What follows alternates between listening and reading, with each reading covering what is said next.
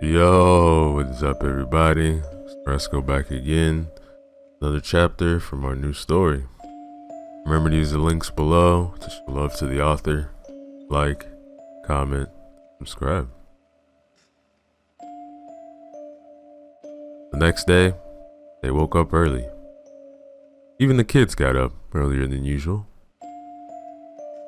The place was still unfamiliar, and they needed time to get accustomed to it.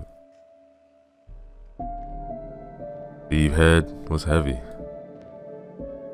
He felt like after a serious case of bottle sickness.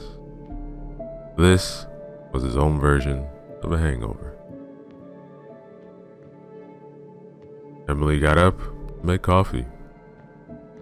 She also prepared a quick dinner for the brunch.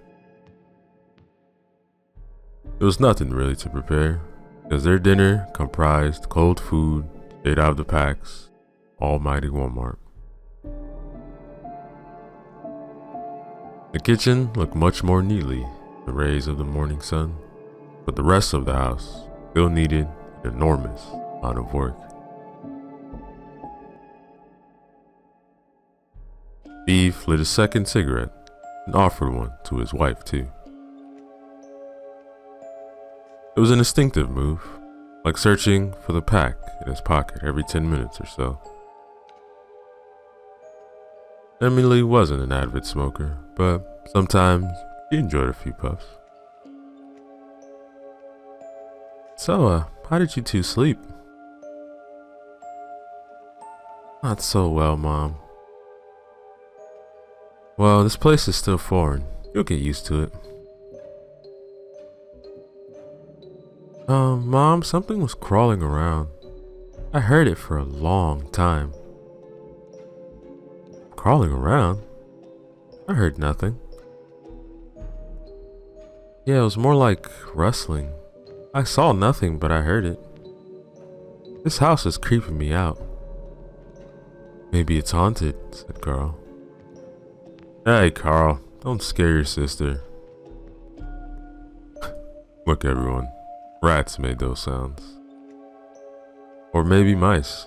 Look, I'll place some traps around the house soon enough. Alright, sounds good.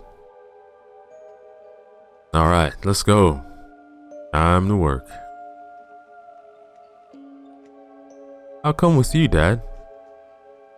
Alright, come on, you little explorer. Let's see what's out in that jungle.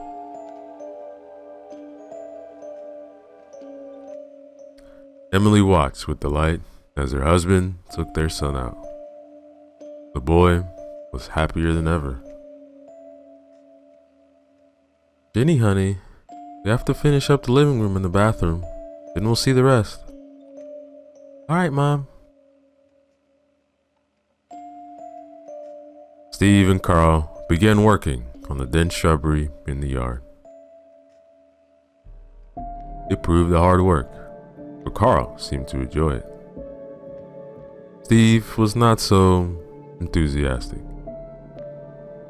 His mind was more at his job. It took Emily a lot of convincing in order to make Steve take some time off. He eventually succeeded.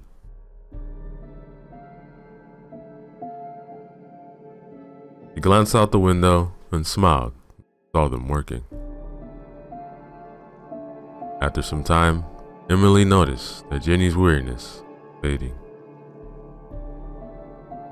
They were talking a lot, and the girl mentioned to her mother a boy from school.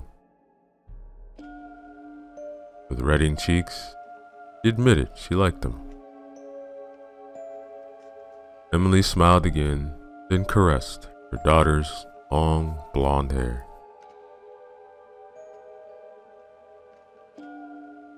Steve and Carl made their way toward the back of the house. The old well was visible, the dense vegetation. It had been made with stone, and a fragile wooden roof was above it. To the right, behind the house, Carl noticed a large tree. Look, Dad, what tree is that? I don't know. I think it's an old apple tree. Last time I was here, it was much smaller. It has branches over the roof. Can we climb up that? No, certainly not. Your mother would kill me if I'd ever let you up there. But maybe can you climb it? Maybe I can. The ladder, of course. Not that young anymore. Alright, come on, let's take a break.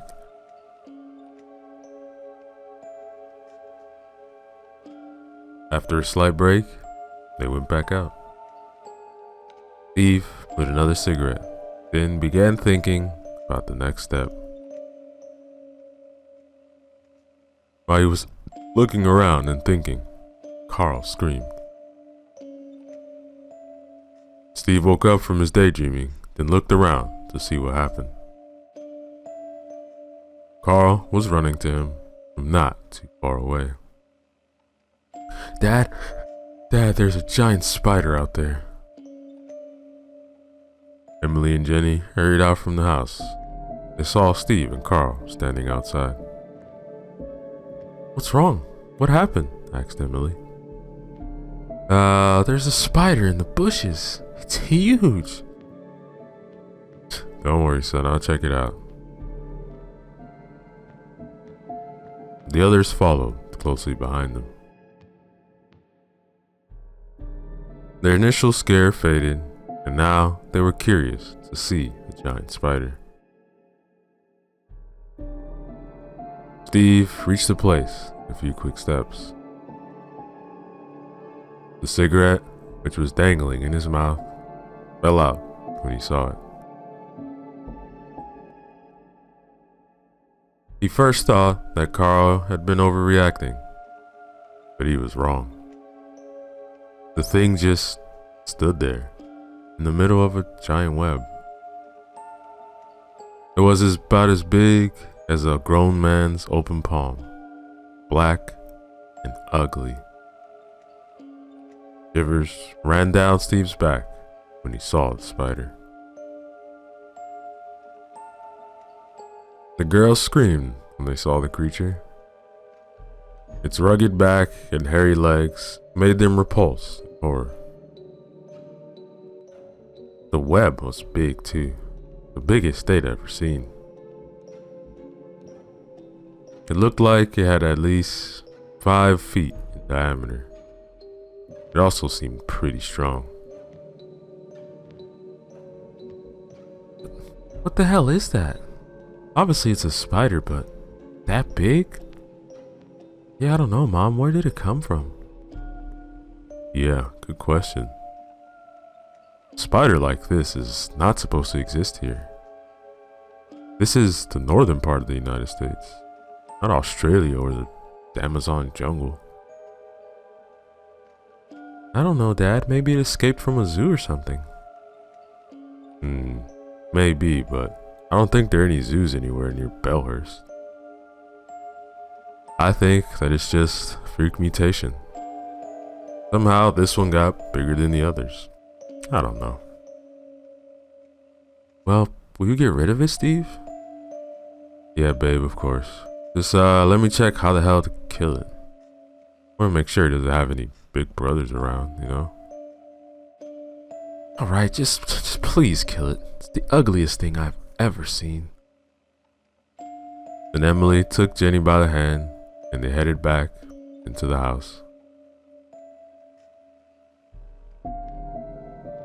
Steve looked around and his eyes fell upon the spade he used to dig out the roots of all the small trees and the bushes in the yard.